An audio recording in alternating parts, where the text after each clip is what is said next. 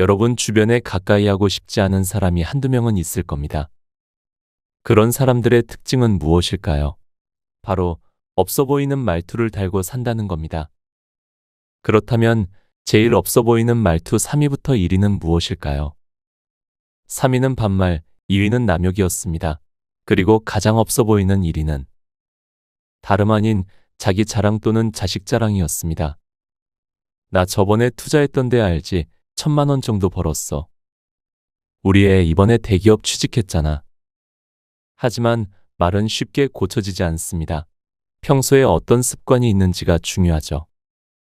그래서 오늘은 나이 들수록 없어 보이는 사람의 특징 7가지를 소개해드리고 품격 있는 노후에 작은 도움을 주려고 합니다. 영상 아래에 좋아요와 구독 버튼 한 번씩 눌러주시면 감사하겠습니다. 지금부터 시작합니다. 첫 번째, 어떤 주제든 매번 자신이 고생한 얘기를 꺼낸다. 어떤 이야기를 하든지 늘 같은 이야기로 끌고 가는 사람이 있다. 이런 유형의 사람은 대화의 진정한 뜻을 알지 못하는 어리석은 사람이다. 회사 휴게실에 몇몇이 모여 업무 이야기, TV 드라마 이야기, 동료에 대한 소문 이야기로 웃고 떠든다. 그런데 이런 유형의 사람이 그 자리에 있으면 이야기 주제가 언제나 예전에 자신이 겪은 고생담으로 흘러간다. 또는 가족 자랑이나 실수담 같은 자기 가족 이야기를 불쑥 꺼내는 사람도 있다. 어느새 그건 그렇고 이런 일이 있었어 하고 말을 꺼내요. 자신이 화제의 중심을 차지하는 때도 있다. 때로는 주위 사람 누구도 눈치채지 못하는 눈 깜짝할 사이에 이야기 주제가 달라지기도 한다. 이것이 이야기를 나누는 사람들과 공통된 경험이라면 괜찮다. 그들도 함께 좋았던 과거를 기억하고 즐거워할 수 있을 것이다. 그러나 그렇지 않다면 주변의 반응은 시들해질 게 뻔하다. 여성들 중에는 무슨 이야기든 시어머니나 며느리의 험담으로 변하는 사람이 있다. 처음에는 TV 드라마 이야기를 한다. 그러다가 그 드라마를 보면 우리 시어머니 생각이 나요 하고 말하거나 요즘 우리 집에서도 같은 일이 있었어요 하고 말을 꺼내 결국 시어머니의 험담으로 연결된다. 상대방도 시어머니에 대해 불만이 있는 상태라면 함께 공감할 수도 있을 것이다. 이렇게 같은 적에 대한 험담은 동지의식을 높이는 데 효과적인 수단이다. 누구와 친해지고 싶다면 그 사람이 누구를 미워하는지 알아내어 공통의 적을 험담하면 된다. 그렇지 않다면 다른 사람의 험담 이야기는 듣고 싶지 않을 것이다. 그런데도 험담을 계속하는 것은 어리석다고 할 수밖에 없다. 그런 사람이 늘 같은 이야기로 화제를 돌릴 조짐이 보이면 그 이야기는 벌써 들었어요 하고 한마디 하면 된다. 그것으로 이야기가 끝날 것 같지 않으면 좀 더 분명하게 그런 이야기는 더 이상 듣고 싶지 않다. 늘 같은 이야기만 하는 것은 상대에 대한 예의가 아니다 하고 말해서 자신에게 어떤 문제가 있는지 깨닫게 해야 한다. 농담처럼 돌려서 말해도 어느 정도 효과가 있다. 만약 그래도 효과가 없다면 그 사람이 이야기를 시작하면 모두 서둘러 자리를 떠버리거나 말을 막아 화제를 다른 쪽으로 돌리는 방법도 있다. 두 번째, 자기 말이 차별하는 말투인지 모른다. 이런 유형의 사람들은 차별할 생각은 없지만 하고 덧붙이는 것을 잊지 않는데 그것이야말로 차별하는 것이라는 사실을 모른다. 심지어 있는 말 없는 말을 섞어 과장되게 이야기한다. 사람에 따라서는 아무도 듣고 있지 않는데도 갑자기 소리를 죽여 말할 때도 있다. 의미 없이 소리를 낮추는 것은 말하는 바가 비밀이거나 말하는 대상에 대해 떳떳하지 못할 때 취하는 행동이다. 또 이런 유형의 사람들은 차별하는 것은 아니지만 저 사람들은 보통 사람들과는 다르다라고 말한다. 아니, 때로는 저 사람들도 우리와 똑같은 인간이다라고 강조하기도 하는데 그러면서 은연중에 차별할 때도 있다. 언젠가 한 신문에서 놀랄 만한 글을 읽은 적이 있다. 동남아시아 출신 노동자가 증가하고 있던 시기였다. 글쓴이는 중소기업의 사장이었던 것으로 기억한다. 그는 나는 동남아시아에서 온 노동자를 열어두고 있다. 그리고 국내 노동자와 똑같이 그들을 사랑으로 대해준다. 그 증거로 그들에게 일식이, 이식이, 상식이 사식이라는 이름을 붙여준다라고 말했다.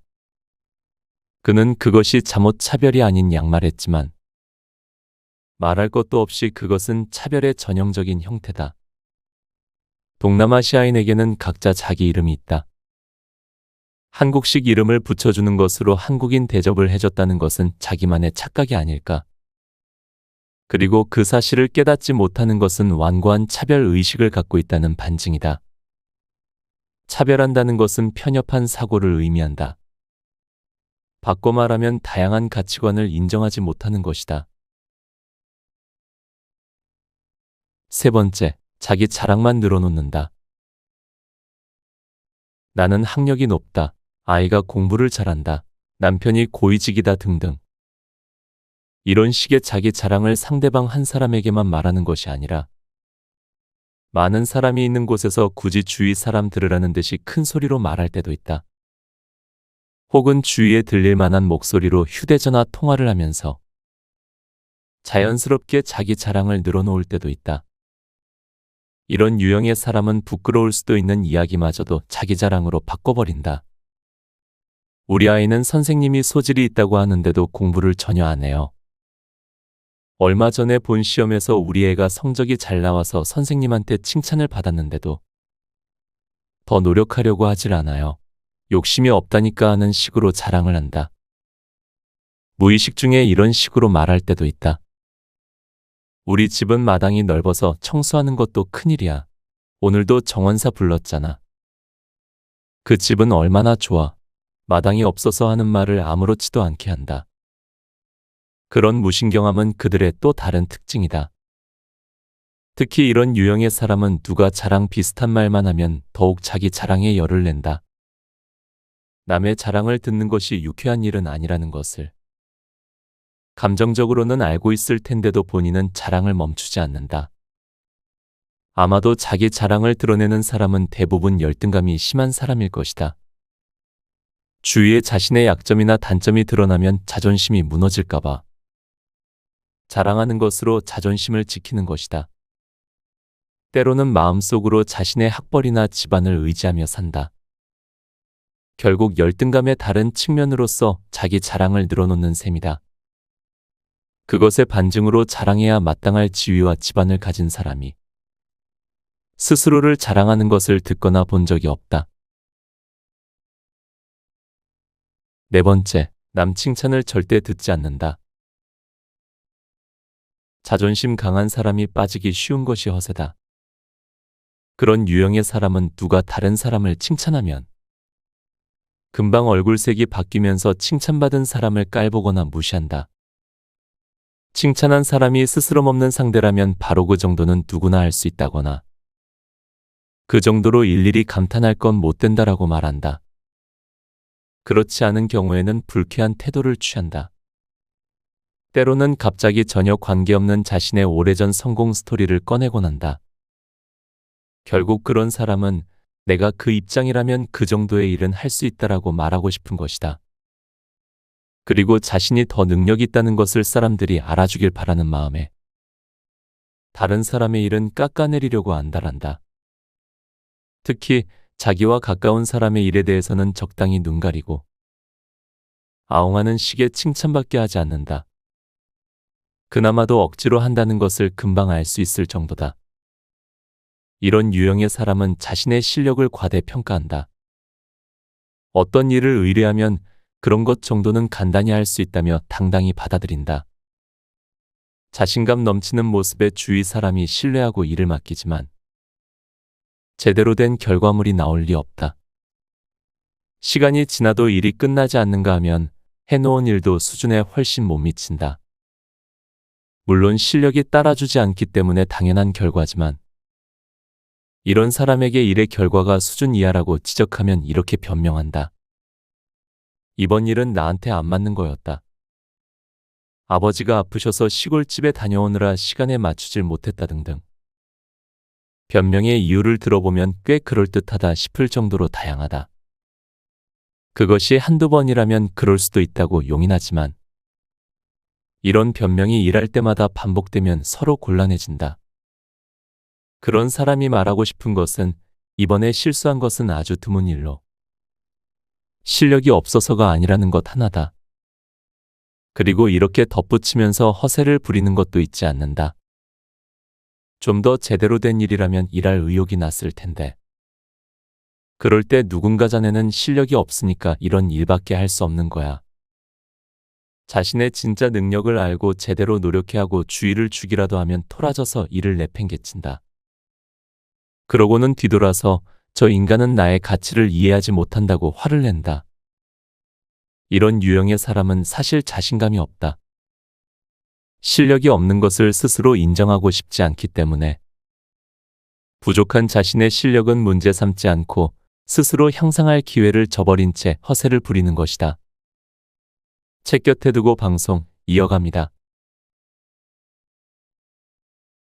5번째, 다른 사람의 말에 귀 기울이지 않는다. 사람의 말을 제대로 듣지 않는 사람이 있다. 여럿이 모여 대화를 나눌 때 조금 전까지 화제의 중심이었던 이야기를 놓치고는 엉뚱한 말을 해서 대화의 흐름을 끊는다. 또는 분명히 그 자리에 같이 있었는데도 누군가 이미 했던 질문과 똑같은 질문을 해서 사람들을 어이없게 만든다. 심지어 상대는 그런 말을 한 적이 없는데 자네 이런 말을 했잖아 하고 공격해 상대를 당황스럽게 만들기도 한다. 이런 유형에는 3가지가 있다. 첫 번째는 타인에게 원래 관심이 없기 때문에 사람의 이야기를 들을 마음이 없는 사람이다. 혼자서 다른 생각을 하느라 주위 사람의 이야기가 머릿속에 들어오지 않는다. 따라서 이런 사람은 주변 사람들과 자연스럽게 어울리기 힘들다. 이들 중에는 자기가 관심 두는 주제에 대해서만 이야기하는 사람이 있다. 가령 상대가 어떤 일에 대해 질문을 하면 한마디 정도는 그것과 관련된 대답을 하지만 어느새 이야기 주제가 점점 바뀌어서 전혀 다른 이야기를 한다. 어떤 화제든지 자신의 관심 분야로 끌고 가는 것이다. 이런 유형의 사람은 독선적인 해석을 내리기 쉽다. 조직에서는 이런 사람이 흔하지 않다. 사회에 적응하는 데 서툴러서 집단 생활을 하지 못하기 때문이다.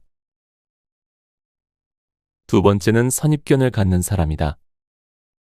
어떤 사람이나 사건에 대해 별다른 이유도 없이 자기가 이미 가지고 있는 생각대로 믿어버린다. 상대가 무슨 말을 해도 그 말이 전혀 귀에 들어오지 않는다. 심지어 상대의 별것 아닌 이야기도 오해해서 듣거나 완전히 다른 반론을 펴게 된다. 이런 유형의 사람은 타인의 생각을 이해하려는 의지가 없다. 그래서 상대의 말에 귀를 기울이려 하지 않는다. 늘 자신이 옳다고 믿고 있어서 누가 무슨 말을 하면 자신을 비판하는 것으로 받아들인다.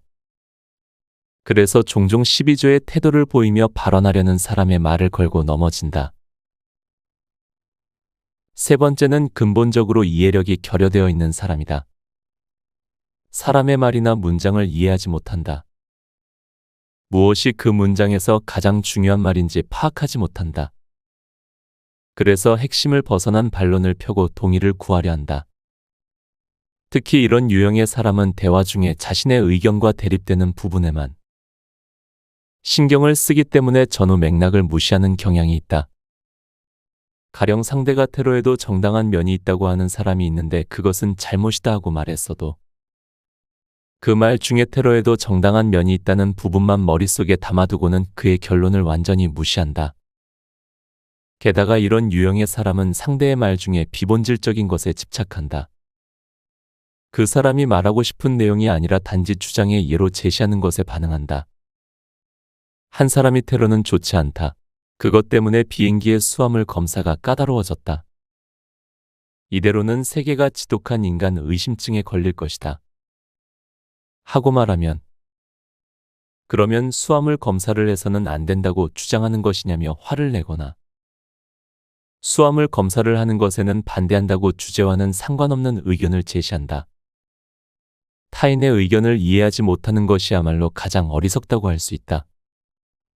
타인을 이해한 후에야 자기 의견이 성립되며 타인을 이해함으로써 비로소 커뮤니케이션이 이루어진다. 6번째, 투덜거리기만 해서 무엇을 말하려는지 알 수 없다. 투덜거리기만 해서 대체 무엇을 말하고 싶은 것인지 알 수 없는 사람이 있다. 이런 사람은 말을 길게 하는 경향이 있다. 들으면서 부분적으로는 이해가 가는데 다 듣고 난 뒤에는 무엇을 말하고자 하는지 이해가 되지 않는다. 이런 타입의 사람은 직장에서 흔히 볼 수 있는데 대화를 할 때도 구체적으로 말하지 않는 탓에 상대가 대화 내용을 파악하기 어려워한다. 나는 자네 생각에 반대하고 분명하게 말하지 않고 빙빙 돌려서 말한다. 그러다가 자네 내 생각에 반대인가 하고 물으면 아니, 그건 아니야 라고 대답한다. 그러고는 이것저것 애매한 말을 꺼낸다. 물론 직설적으로 말하는 것을 무례하다고 여기는 사회 분위기에서는 이렇게 에둘러 하는 말에 대해 이 사람은 반대 의견을 갖고 있구나라고 눈치껏 이해할 필요가 있다. 그것을 알아듣지 못했다면 이해 능력이 부족한 것으로 여긴다. 그러나 듣는 사람이 이해하지 못할 정도로 예스나 노를 분명히 말하지 않은 것은 문제가 있다. 이런 사람의 첫 번째 특징은 변명이 많다는 점이다. 상대를 배려한답시고 분명하게 말하지 않고 기분 나쁠지도 모르지만 우리도 여러 가지 생각을 해봤는데 하고 서론을 장황하게 늘어놓는다. 단도직입적으로 말하지 않기에 말할 때마다 논점에서 벗어나 더욱 이해할 수 없는 이야기가 된다. 두 번째 특징은 구체적인 예로 이야기를 시작해 그 예에 질질 끌려가다 결국 알 수 없는 결론을 내린다는 점이다. 어제 이런 일이 있었다. 그래서 나는 이렇게 생각한다 하는 식으로 말하려 했을 것이다. 그런데 이런 일이 있었다 하고 말하는 중에 점점 핵심에서 벗어나 군더더기 많아지거나 본론과는 관계없는 등장인물이 나오고 그 사람을 설명하다 보니 말하는 본인도 무엇을 말하려 했던 건지 알 수 없게 되고 만다. 원래 말하려던 것과 다른 방향의 결론이 나버리기도 한다. 7번째, 감정을 통제하지 못해 감정 기복이 심하다. 감정 기복이 심한 사람이 있다. 조금 비판 섞인 말을 들으면 얼굴색이 금세 바뀐다. 그리고 상대가 상사라 해도 그게 무슨 말입니까? 그건 나에 대한 비판인가요? 하고 서슴없이 덤벼든다. 물론 상대가 동료나 부하 직원이라면 경우에 따라서는 사나운 표정이 된다. 물론 늘 기분이 나쁜 것은 아니다. 기분 좋을 때는 농담도 하고 다른 사람의 일도 기꺼이 도와준다. 그것이 언제나 똑같은 반응이라면 그나마 낫다. 이런 말에는 화를 내고 저런 말에는 기분 좋아한다면 대응하기 쉽다. 문제는 그날의 기분에 따라 반응이 달라진다는 데 있다. 상대는 똑같은 말을 하는데도 어떤 때는 화를 내고 어떤 때는 웃는다. 지난번에 이렇게 말했더니 좋아하는 것 같던데 이번에도 괜찮겠지 하고 말하면 갑자기 안색이 바뀌면서 화를 내기 시작한다. 반대로 화를 내겠지 싶어 주눅 들어있으면 웃으며 받아 넘긴다. 이런 식이라면 주위 사람들은 어떻게 대응해야 할지 알 수 없다. 이런 유형의 사람은 말을 하면서 점점 감정이 격해지곤 한다. 어떤 사람이든 술자리에서 한잔하다 보면 이렇게 되는 경향이 있지만 감정 기복이 심한 사람은 꼭 그렇지만도 않다. 술자리가 아닌데도 감정을 통제하지 못한다. 그보다 더욱 난처한 것은 눈앞에 있는 사람이 아니라 외부 사람에 대해 화를 낼 경우다. 말하는 중에 거래처 담당자의 무례한 태도를 문제 삼기 시작한다. 처음에는 웃는 얼굴로 재미있게 이야기한다. 점차 몇 가지 무례한 태도를 열거하는 중에 흥분하고는 버럭 화를 낸다. 외부로 향해 있던 화가 점점 주위로 퍼진다. 결국 주변 사람에게 그 불똥이 튀는 것이다. 화를 내는 대상이 자신들이 아닌데도 눈치를 보고 사과해야 한다.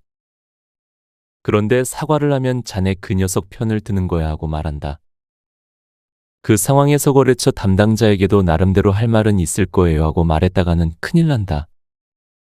그럴 때 뭔가 신경에 거슬리는 일이 일어나기라도 하면 불에 기름을 붓는 격이 된다. 이런 사람의 감정을 진정시키기란 쉽지 않다. 직접 피해가 없다면 일정 시간 그의 감정 기복을 참고 지켜보는 것도 하나의 대처 방법이다. 이런 유형의 사람에게 악의는 없다. 일에 열심이고 나름대로 신념도 갖고 있다. 그러다가 지나치게 진지해지는 것이 문제다. 단, 지나치게 감정적이 되어 모두에게 불이익을 줄 경우에는 감정이 가라앉은 후 조용히 타이르는 등 조치를 취할 필요가 있다. 마지막, 상대가 관심 없는 말을 늘어놓는다. 앞에서 말한 자기 이야기만 하는 사람과 사귀고 싶지 않은 것만큼 상대가 관심이 없는 말만 늘어놓는 사람과도 가까이 하고 싶지 않을 것이다. 관심 없는 이야기만 늘어놓는다면 10중 8구 상대는 하품을 눌러 참을 것이다. 또는 기계적으로 고개를 끄덕일 뿐 이야기가 끝나기만을 기다릴 것이다. 만약 상대가 거리낌 없이 말할 수 있는 사이라면 재미없으니까 다른 이야기를 하자고 말할 것이다. 그러나 그 정도의 사이가 아니라면 잠자코 듣는 것이 보통이다. 이런 유형의 사람은 자신이 감동받은 영화나 소설 줄거리를 처음부터 끝까지 말하고 싶어 한다. 중간중간 웃어가며 세세한 부분까지 설명한다. 하지만 요즘에는 이런 설명이 반갑지만은 않은 게 사실이다. 아직 영화를 보거나 소설을 읽지 않은 사람에게 흥미를 떨어뜨리는 스포일러가 되기 십상이기 때문이다. 게다가 그 사람의 설명을 들었다고 해서 줄거리를 완전히 이해할 수 있는 것도 아니다. 내용을 파악할 수 없게 되면 흥미가 시들해진다. 또 줄거리를 파악했어도 자신이 직접 보지 않는 한감동이 덜한 것은 당연하다. 듣는 쪽은 재미없어 넌덜머리를 낸다. 하지만 이런 유형의 사람은 그것을 눈치채지 못한다. 더욱 짜증나는 것은 이미 알고 있는 내용을 장황하게 늘어놓을 때다. 그거라면 이미 알고 있어요 하고 말할 수 있는 사이라면 괜찮지만 그렇지 않으면 참고 들을 수밖에 없다. 때로는 감동한 척 고개를 끄덕이기도 해야 한다. 영화 이야기만이 아니다. 이런 유형의 사람은 자신이 관심 있는 것만 이야기하기 때문에 데이트를 할 때도 상대방이 관심도 없고 이해할 수도 없는 회사 상황이나 업무에 관한 이야기를 한다. 처음에는 자신이 모르는 세계의 이야기를 해주기 때문에 다소 신선할 수도 있다. 그러나 만날 때마다 그런 상황이라면 이야기는 달라진다. 게다가 과장은 결단력이나 리더십이 없고 부장은 사람은 좋은데 깐깐하고 처럼 늘 똑같은 이야기를 늘어놓는다. 상대방 입장에서는 자신이 전혀 모르는 사람들의 이야기를 듣게 되는 것이다. 이런 사람은 자신만의 세계에 빠져 있기 때문에 따분해하거나 제대로 듣지 않는 상대의 반응에 거의 주의를 기울이지 않는다. 이야기를 듣는 상대가 넌더리를 내고 있다는 것도 알아차리지 못할 정도로 눈치 없고 둔한 스타일이다. 사람 보는 안목이 있는 여성은 이런 남자에게 미련 없이 등을 돌릴 것이다. 이런 유형의 사람은 거의 모든 대화에서 자신이 처음 발견한 것처럼 이야기한다. 이를테면 다른 사람은 이미 알고 있거나 당연하게 여기는 것인데도 신문에 나왔던 사건이나 자신이 체험한 내용을 자신이 발견한 사실인 양 열변을 토한다. 이런 유형의 사람이 지금까지 다른 부서에 있다가 처음으로 영업부의 일을 담당하게 됐다고 하자 주위에는 이미 그 분야에서 수십 년 동안 일해온 베테랑들이 여럿 있는데도 자신이 나서서 영업에서의 주의사항을 말하곤 한다. 그가 말하는 주의사항은 아마추어 수준에 불과하다. 그 분야에 인이 박인 사람들에게는 유치하게 들릴 수밖에 없다. 곁에 두고의 짧은 생각. 말처럼 가볍고 쉬워 보이는 게 있을까요? 저는 어렸을 때 그렇게 생각했습니다. 말은 그저 허물일 뿐이라고요. 근데 나이가 들면 들수록 말을 예쁘게 하는 어른으로 남고 싶다는 생각이 커졌습니다. 그렇게 가볍고 쉬워 보이는 말조차도 함부로 하는 사람은 행동 또한 가벼워질 가능성이 높아질 거라는 생각이 들었기 때문입니다. 말투는 나를 표현하는 중요한 부분입니다. 어떤 말 습관을 가지고 있는지가 우리의 인간관계를 바꾸고 우리의 선택을 바꾸고 결국 우리의 운명을 바꾸게 되죠. 이번 책을 읽으면서 저 또한 좋은 말 습관을 갖기 위해 더 많은 노력을 기울여야 한다는 생각을 가졌습니다. 여러분에게도 이번 시간이 예쁜 말 습관을 위한 기회가 되었기를 바랍니다. 오늘도 함께 해주셔서 감사합니다. 책, 사람이 따르는 말, 사람이 떠나는 말을 읽고